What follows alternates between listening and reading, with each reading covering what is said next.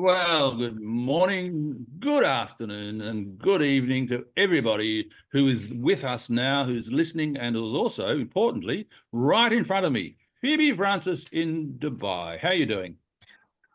Yeah, it is a bright sunny morning here. Greetings to all. Nice to be in company of Mohammed and Graham. Thank you. And Mohammed in Bahrain. I am also in Bahrain, but to me, it's a bright Saturday morning, not Sunday morning. Although Dubai is very close, it's Sunday with you, but it's Saturday for me. It's How can Saturday this night, be? right? Saturday for me. Glad we- For some people, it is like this. I think this is the topic of today, Graham. For some people, one day they act as a Sunday, one day they act as a Saturday. What is the authenticity in that? So they I'm not change mentioning you, Phoebe. their hats, do they? Yeah. Depending on the mood or what's happening for them, they can become different. Is that what you're saying? Oh, it's Saturday today. I'm a different person. Yeah. Oh, but I'm home at home now. I'm a different person. I'm with my family. I'm a very different person when I'm with my family. I'm a nice person when I'm with my family. Um, but here it is, gentlemen. This is about authentic lead relationships. This is about the importance of leaders being authentic, being genuine. And this is not just in the working work hours. This is not just 9 to 5. I'm putting on my work clothes, therefore I'm going to be genuine. This is an act, isn't it? I have said Yes. before that leadership is 24/7.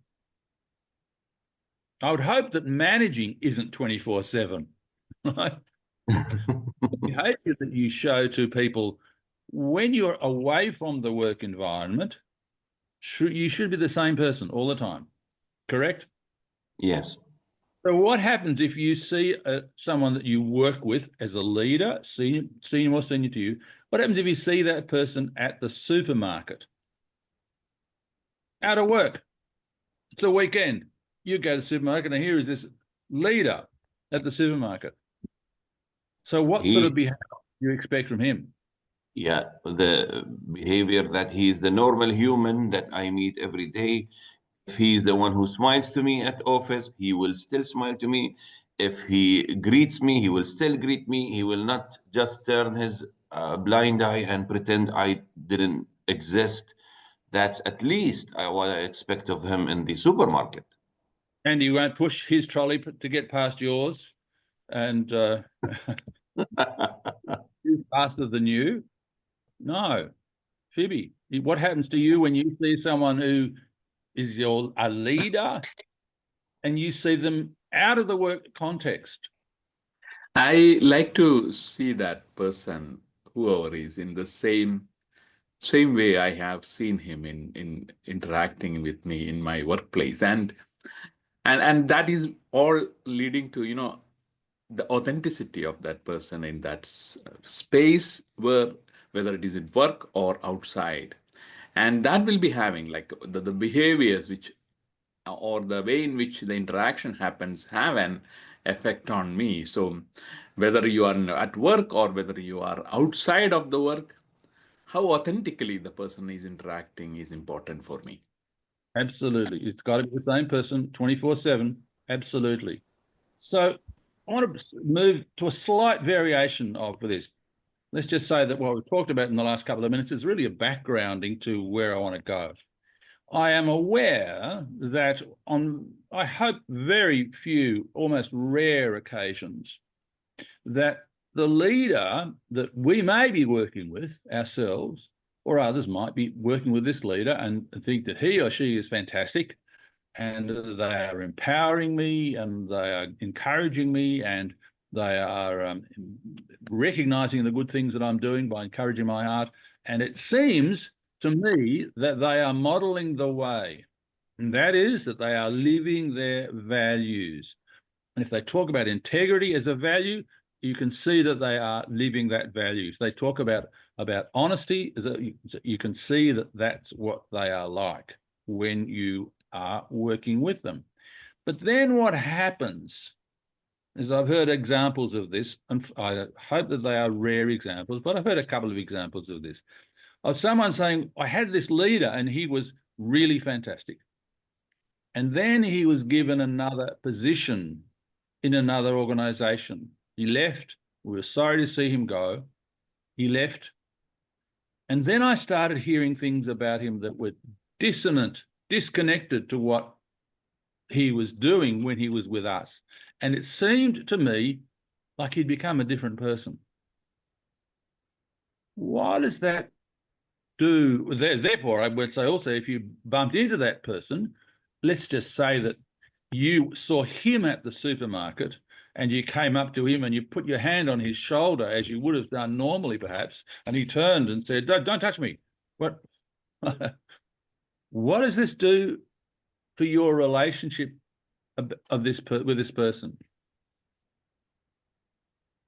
Well, yeah, go Phoebe, go Phoebe. It's powerful. You know, it comes to me like like this, you know, it like the leadership comes from inside out, not from outside in.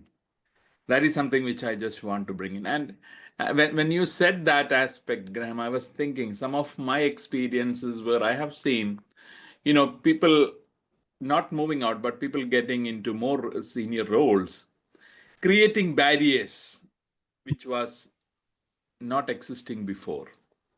Yeah. And like, for example, not then interacting with the people outside. And that create another disconnect. And the thought process comes, what happened? How the scenario has changed. Yes, you have more responsibilities due to the promotion, due to the hierarchy in which you are in. You have more private to the information. But what happened with your authenticity in the leadership realm? That is going to have a huge impact on the people who are following you. Yeah, but see, I know what happened to you, Phoebe. I know what happens. And we can't dismiss this. I understand why they're doing it. They get a car park, got their name on it out the front, or it's got the position on the car park painted. So they've got, that's theirs. And they go to a part of the building which has got mahogany panels on the walls. Mahogany is very expensive wood. So Yeah. go and what's called the C-suite or similar. Oh, I am now an important person. I must be, because I've got a car space to park my car with everybody else having to keep away. This is what happens. Don't you know, Phoebe? This is obvious. This always happens. They've got these accoutrements, to use a French word, first one for the day, that changes them, doesn't it? Of No. course. And the people who are following asking, who are you? Who is this person? Yeah. Who am I dealing with here? Yes.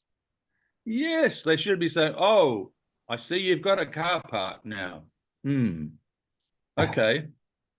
No. No. Let me give a vivid example, all right?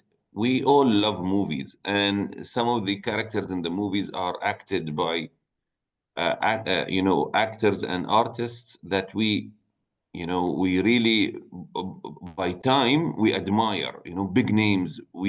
Every movie they do, it's really blockbuster. They are really good.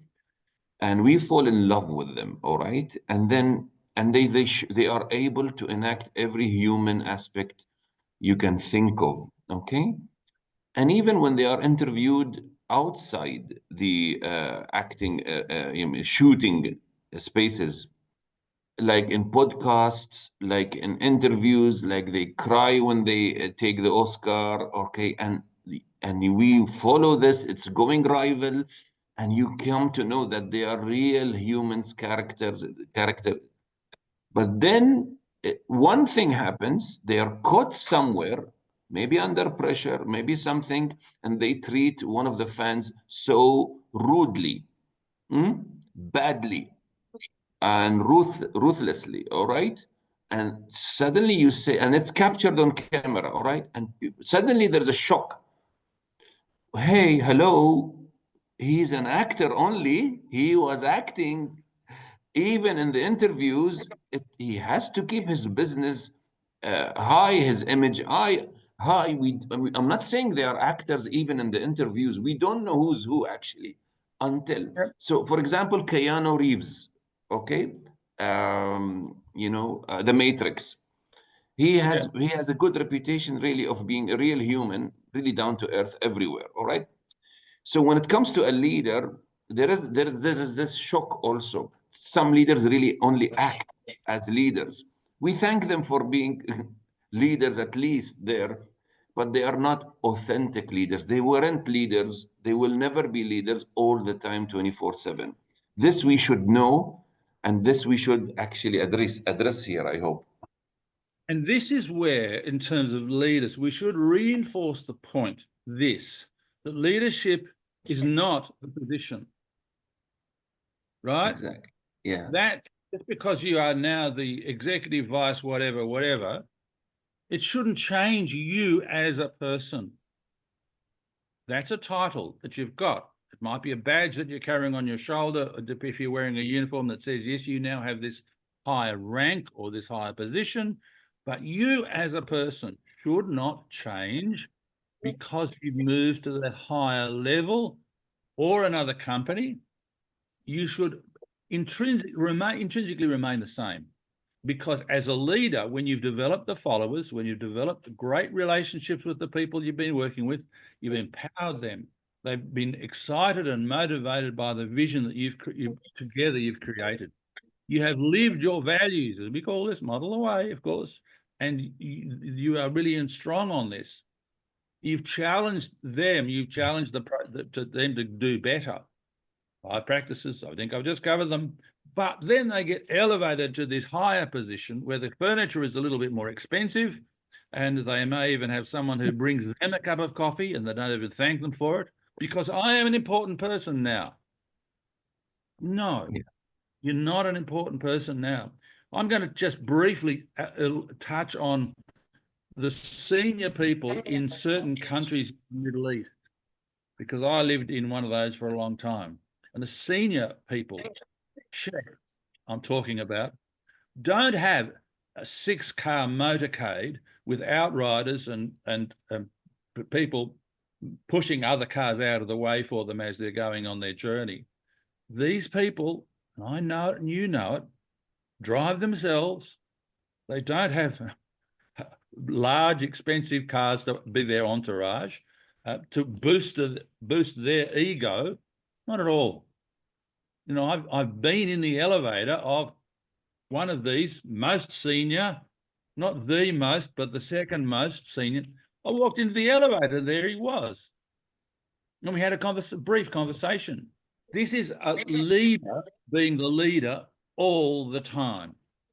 And this is an example of someone who's very, very well known, who was no different when I was in the elevator with him to normally what we see. That's how leaders should be.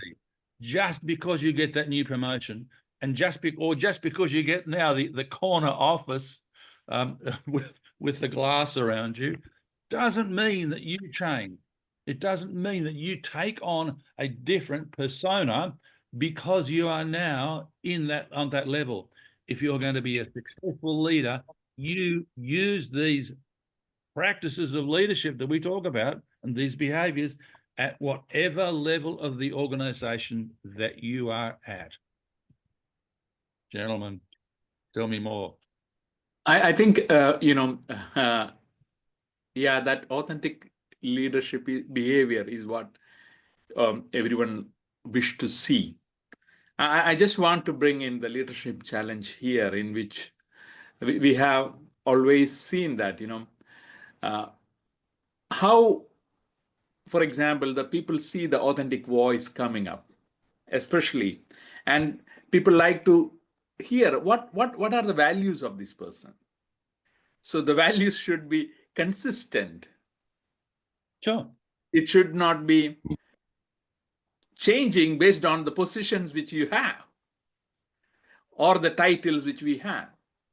Another aspect is exploring with the people within that leadership realm. What do you stand for and believe in? So these get translated in these interactions. Yeah. So, What? Mohammed. so yeah, one more aspect which I just want to add in is, and people want to see how the decisions are made in this process. So leaders should be seeing themselves.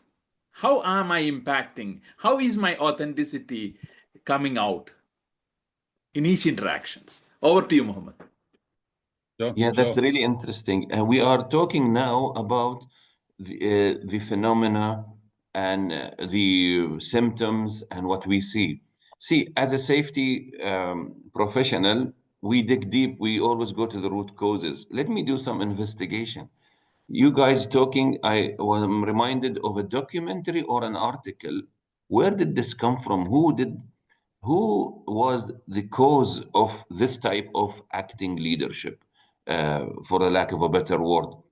So, in the earliest times of the 20th century, when the industry boomed, especially in the automobile, prior to that, people were working almost like slaves. Okay, and we do the job. There is nothing to be nice. Why do I nice? It's enough. I'm giving you the wage, etc., or food. Okay, and so there was no talk about this. And suddenly things changed, and there were demands. And after World War One, I forgot the circumstances, but there was a movement towards we should be nice to our people, okay? And they held press conferences and they taught the managers how to look good, okay? And they had to do it, otherwise they wouldn't go to the next phase of multiplying, bursting, explosive automobile industry. We cannot continue like this. We have to be nice. And there were depictions of boardrooms bringing employees and acting nice, caught on camera. Reminds you of something? Again, Hollywood, right? Okay. So this acting kept on for the sake of the business and industry. It wasn't authentic, like we are learning actually in the leadership challenge. Okay. Now, what is the new form of it? Who is causing this again? On what basis uh, do we promote someone to a leadership position? It's not on his based on his leadership behaviors. We all know this. It's based on the merit of results of and the performance as a non-leader. This is our gauge for someone to become a leader where he is a non-leader. This has to change, and that's why they create training for him and another acting. He has to come and act like a leader. Hey, don't forget, while you're there, you should be nice to people, for example. So they will have to act. In a way, we are actually, as organizations, contributing to this. Unless we really go back and find the leaders before they become leaders, if that makes sense. So here's one little point that I'm going to expand on it, but what you alluded to. We often hear, as people are moving through the organization, that before they are appointed permanently in a position, that they are given a title of acting manager or acting general manager or acting director or acting security guard. No, not acting security guard. But so as I'm going, acting manager, we never and will never hear the term acting leader. No way. Yeah. It's not an act. It is not a persona that you put on as you're putting your tie on in the morning. If you're wearing a tie, if you're putting your torb on, you're putting it as oh, now I'm putting on my leader coat. No, it's you all the time. What happens if we see someone, I mentioned the supermarket earlier, where we see the leader, the person that we looked up to in the workplace. And if we see them, even if it's after the time we've been working with them, or they've left and moved on, and we see them, what happens when we see them and they are a different person, they respond differently to us, they may not even immediately recognize us, or in talking to us, they might be a bit dismissive. Oh, I'm in a hurry. Sorry, I've got to go. What does that do to your relationship with this person who you looked up to, who was your leader, who you aspired to follow, and not only aspired to follow, but to emulate and be like that person? What happens? You had an image of this person which was quite strong because of the behavior that they demonstrated. It was a real situation for you. And now it's changed. What happens? That trust, that respect, that relationship that you had is like, it can shatter like a glass window. It can shatter like, because we had a relationship where that we were strongly trusting this person and they would trust us, right? We were really responding to them. We wanted to climb the mountain with them. We emulated, as I said, their behaviors, and we thought this was fantastic. And now they've suddenly turned, shatter, gone. The relationship, gone. We think he's fake. Was he putting on an act just to get me to behave a certain way? How dare he use that behavior if that's not the real him? We want to know the person we're working with as authentically as we can, don't we? We want to believe fully, not just see that this is an act that they are putting on to get results. Leaders and authenticity absolutely go together. Gentlemen, have I stirred it? Go, Phoebe, go. You are on Sunday mode. I am on Saturday mode. Go, Phoebe. Yeah. So sorry, I mixed up the Sunday Saturday aspect in the beginning. What I want to convey was, leadership positions is like you are being watched, you are being observed, you are being seen, and if we are not authentic, the people whom you lead can see through that. They can see the way in which they are being manipulated. That is the word which I want to use at this point. And as Graham mentioned, it shatters the respect, it shatters the trust, and people don't want to then follow you. And quite often I just again want to connect it with the leadership challenge. You are not a model at that stage. Modeling the way has gone, and you are not encouraging the hard. And you know what happens in those spaces where when we have seen inauthentic leaders, how it impacts the workplace morale or the morale of the space where you are in. So be authentic, show your values, follow the values which you cherish.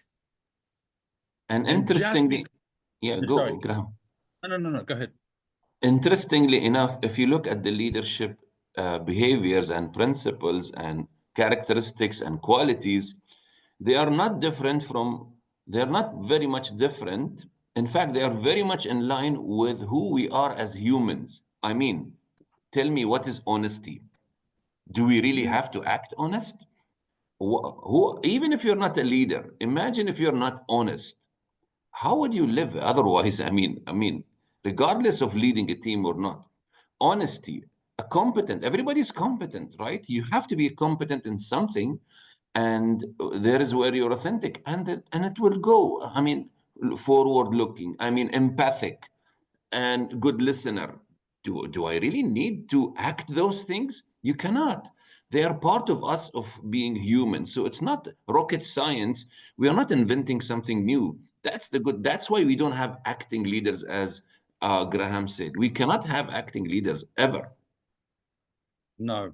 And I think that if we have acting managers, we can understand what that means.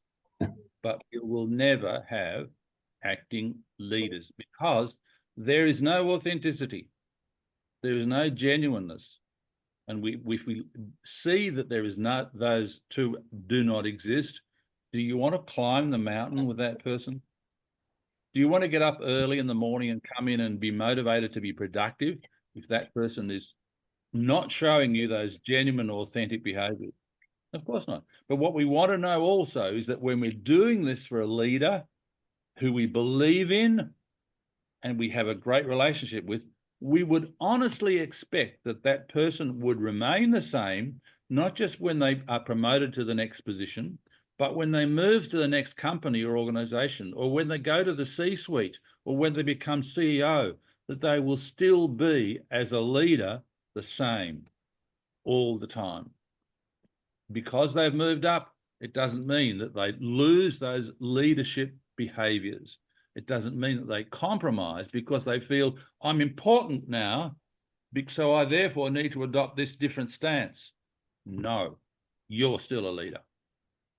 And this explains to me more than ever that the authors of, not the authors actually, I tend not to use authors, the founders of the Leadership Challenge, they found actually what makes a real leader by not just waking up in one morning and saying, this is what we think leadership is. We are academic, we are professors, we know what leadership is. No, they built it on 40 years of asking normal human beings in any position they are, whether they have a team or they don't have a team, in any sect, in any creed, in any caste, any culture. And unanimously, we reach to the five practices of exemplary leaders. In fact, any person in any industry or any situation, I share with them these five, they have immediately, they say, yeah, this is how leaders should be. It's very natural, all right? So from this platform, if this is the last thing I'm going to say, we are really pumping a lot of money every year just to create leaders. Listen to the word create leaders, all right? Or prepare leaders to become leaders. Just because they were, and then we send them, 1 year. I have some, good examples. We send them 1 year to this resort and let them go away and come back, become leaders, because that's what you have to do now, because you didn't do it before. You are doing now because you didn't look for leaders. You just promoted people and then you want to make them leaders. It's a high cost. I call from this platform not to make leaders, but to find them. That's a lot easier. Yeah. And we can avoid all this acting. And to develop them. Absolutely. Phoebe, your final word from you before we wrap this fascinating I just conversation want I just want to borrow the words of James Kazuz and Barry Postner from an article in CEO magazine, which I have kept with me. And in that it says, the quote begins like this: leading others begins with leading yourself. And you can't do that until you are able to answer that fundamental question about who you are. When you have clarified your values and found your voice, you will also find the inner confidence necessary to take charge of your life. Quote ends. Wow. With that, These gentlemen, I like. they are very wise gentlemen, Jim Cousins and Barry Posner, and particularly the work that they have done on the Leadership Challenge for all of these years, which is changing the world. And I've said before, particularly this time of the year, if we individually were able to improve our leadership skills by 10% in the next 12 months, and if the people that we are influencing and we are relating to are able to improve their leadership skills by 10% in the next 12 months, we could change the world. Yes. And gentlemen, whether we are on Sunday, on Saturday, Monday, leaders are leaders 7 days a week, 24 hours a day. Absolutely. Let's finish on that specific, very generous and very significant comment. Gentlemen, have a great week. We will see you again next week to explore this wonderful, wonderful area of leadership.